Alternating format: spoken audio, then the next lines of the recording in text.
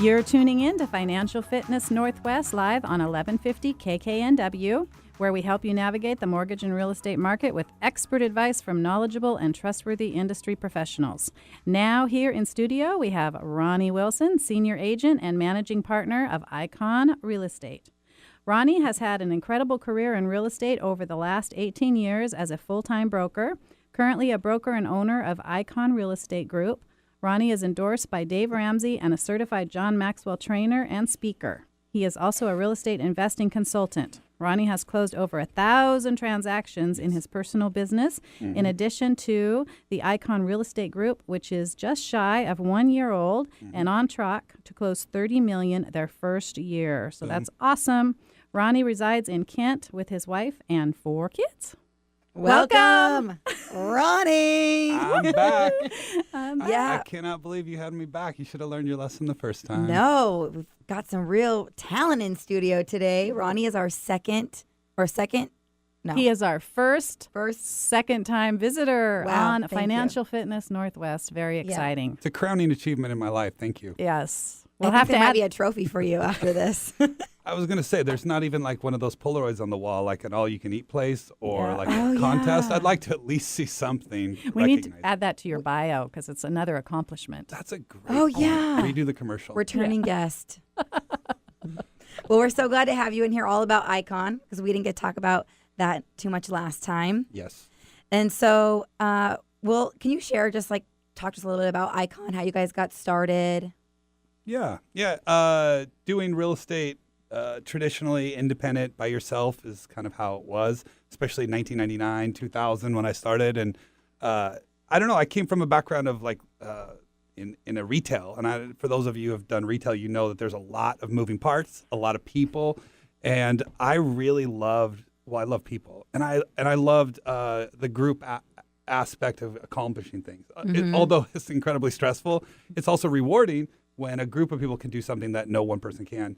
And then getting into real estate, that was my only, I guess I was bummed. Even as I was doing really well and accomplishing my goals, I was like alone. Yeah. And the only time I wasn't alone was with clients. So obviously I gravitated and tried to make best friends with everyone until they had to kick me out of their house and said, it's time for you to move on to new clients, Ronny. Yeah. But from like a leadership point of view, there just was no one to work with. You obviously interact with your lender, which is critical. I think you know all too well how that is. But at some point, even your lender tells you to go home. I would never tell you that. You need to, I just opened another bottle of wine. Yeah. Well, and that's why we work so good together. But yeah, so that's what prompted me to really like start gravitating towards how can we do this with a team. And it proved to be very difficult. The concept, it's really much more difficult than people would think. Yeah, I mean, we're a team. We're a lending team, and it's this industry. I mean, there's more and more real estate teams. You noticing there's a lot more. Yeah. There used to be none. Correct. It wasn't the way it was. You're on your own. You're an island, right? And it's the same in lending, and there's really not that many lending teams, but it's the same thing. We feel the same way. You get lonely, and you really want to be in it with someone, right? Yeah. So your Icon is growing immensely in the first year. You guys have to be so proud. Yes. It's exciting. It is exciting. It's fun. So, what are you guys looking for, new realtors or we always agents? Yeah, we always are. We are not a brokerage, so we're not just trying to hire every agent. Obviously, for those who don't know, a brokerage, their business is agents. A brokerage is in charge of agents, and agents sell homes and help people buy homes, and the brokerage makes money off the agents. A team is basically a group of agents under a brokerage. So in our case, we really need people that are going to be part of our culture, that are going to follow our ethics and standards, and they're going to, I guess, be pointed in the same direction. And that's to be really amazing at our jobs, and then also be on the pursuit of having a great life. And we just don't want anyone in our organization that just wants money, that kind of success. We all due respect to them. They can do that elsewhere. But we want to do really well for our clients. That obviously will translate to monetarily. And then personally, we want everyone pursuing a great life, whatever that means to them.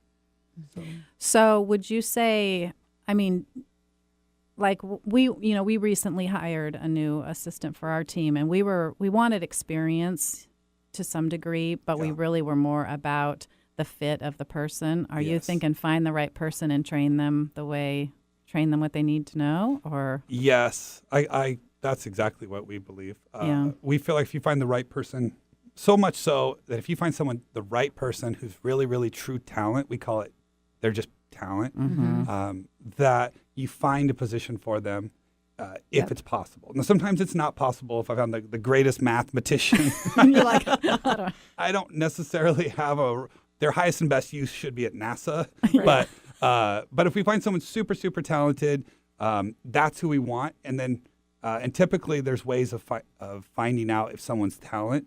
And the easiest way is letting the past predict the future. Right. That's not always true because people turn their lives around, and we believe in that, but probably just not at our customers' expense to test that. Yeah. So what we do is if you've been, the greatest indicator is if you've been successful in your latest endeavor, there's a really high chance you're going to be successful in your next endeavor.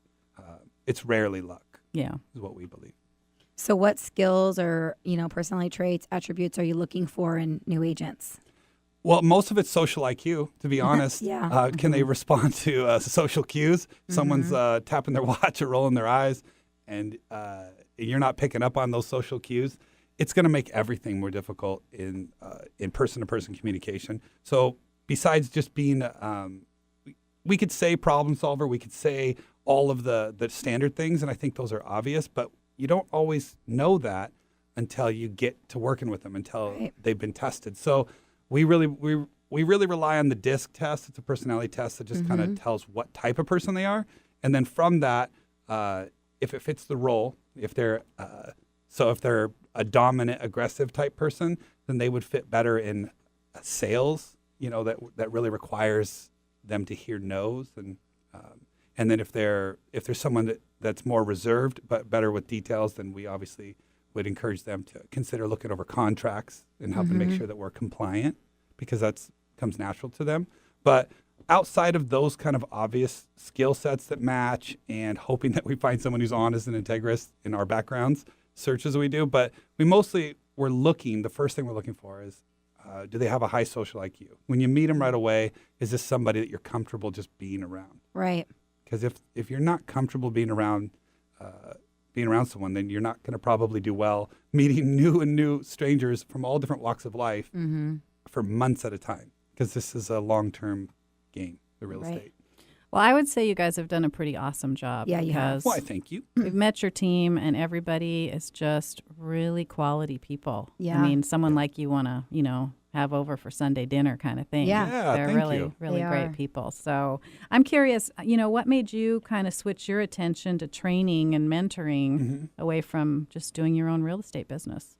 Well, I think a lot of it was the culmination of years of being kind of an individual performer, and that's I could get accolades, and I thought I wanted those, but after a while, I just felt like they all just translated back to money. So they'd say, "Oh, congrats, Ronny, you're the top agent in the office here," and I'd say, "Oh, great," and then I was like, "Well, what does that really mean?" I didn't necessarily do a great job on any deal. I didn't necessarily solve any problems for somebody. I just happened to have had more homes sold or listed in that particular month, which is fine. So a lot of it just became, I wanted more. I wanted to do more than just sell more homes. So I was like, okay, if I partnered with people, I had to take a step back and to share some of the deals, and that means share monetarily. And then my hope was, if I step back, that eventually I would help enough people do what I do and maybe do it even better, that it would be rewarding, and then possibly financially rewarding, obviously, at some point. But that's kind of was my motivation. And then, of course, personally, I love mentoring. I love mentoring. I do it outside of real estate, and I just thought, why am I not doing this in real estate? So I just really just made it an actual part of my business, and it's turned out, sure enough, it's the most rewarding part of what I do. Is really invest. It's almost like I see it as I'm leading leaders instead of leading other people. I want to lead leaders, because these people are going to direct the lives and major implications of other people down the road. So it's been very, very rewarding. I love it. Wow, that's so amazing. I mean, I know you personally, and so I know that you are, a really inspiring person just to be around. You're a great leader, and so everyone's reaping the benefits now of your new switch here over to mentoring. Well, I hope so. I hope Yeah. so. But they also got to have all my quirks, and they have to be around me and put up with me. So there's a trade-off to everything. Yeah, well, that's life. Well, what about Icon as a whole? Because Yep. you guys kind of have a unique, different sort of outlook on, don't you feel, than Yeah. other groups Yep. and how other groups operate. Can you kind of put some insight on that? Share with us. Yeah, I mean, again, the hard part is with teams these days. Now that it's becoming more in vogue to have a team, and for good reason. An individual realtor out there can only be in one place at one time, and the nature of our business is in Kirkland, you need to put on a key box and you need to meet somebody, and then in Renton Highlands, you need to be able to go deliver flyers or meet someone else. And then, by the way, someone's calling and someone else needs you to negotiate a contract. So it's just the nature of it is that it's not conducive to be alone. And if you are, you're a master juggler. And my hat's off to all those out there that are brave enough to take that on and continue that.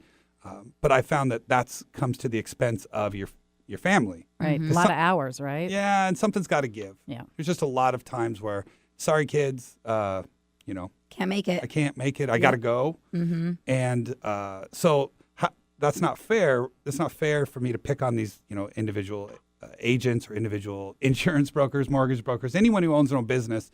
I feel like that's a real that hurts to hear that, but it's true. I feel like that's the number one thing that we have to fight against. Doing well is a product of your talent and your how hard you work and your integrity and all that goes with that. But your lifestyle is intentional, and I feel like that's why I want to teach the things to be intentional about. So one of the ways to do it is with a proper team. You're not just a collection of people all individually working, and it's just calling it a team. Is that we actually we can divide up the roles. And if even if that's my role, I can reach out to someone and say, hey, would you meet my clients there at 6 tomorrow? And as a matter of fact, I just did it on the way here out in the lobby. And it was like, I can't make it. I've got a children's event, but my clients need to see this house. And I just told them, sure, what time? They said 6. I said, okay, great. I call someone and they said, I can't, Ronny, I got this. So I call the next person on my team and said, hey, would you please bail me out? And they said, of course, we're a team. You've done that for me. And they go there and they don't just begrudgingly do it. They go there and they honor me and they're like, oh, you're working with Ronny. We're all on the same team. And so it really, truly is, that's the way it needs to be set up. But it's very complicated to get alpha males and females, 100% commission only people to work as a team. You really have to have an amazing culture to do it. But the benefits are far more than money. I'd say lifestyle is far more impactful. And that was my drive.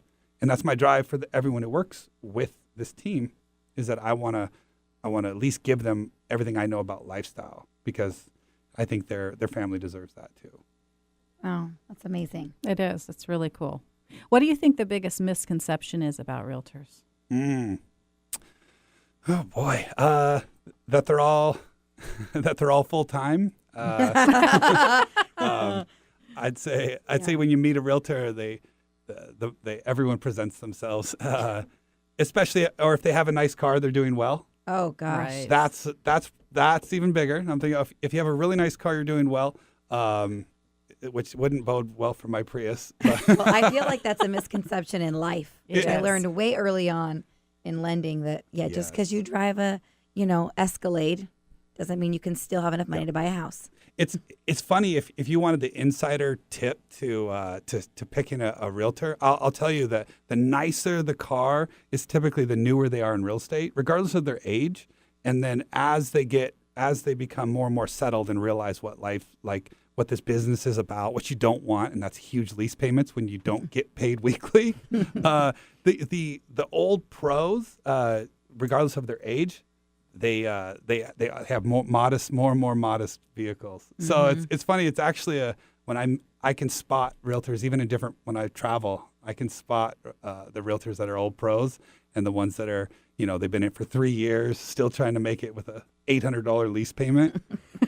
So, yeah, that's probably the biggest misconception. That's so funny. It is. It's so true too. Oh my gosh, I just am picturing my beat up Suburban right now. I'm like, yeah, I made it. I'm successful. You can tell by my car. Yeah, I was going to say, it only goes so far. You can't have like a beat up Datsun and show up to $1 million listing. You got to crawl out the passenger door because your door's smashed in. just 1 minute. Just a I'll go right second. there. Yeah, there's a fine line there. All right, duly noted.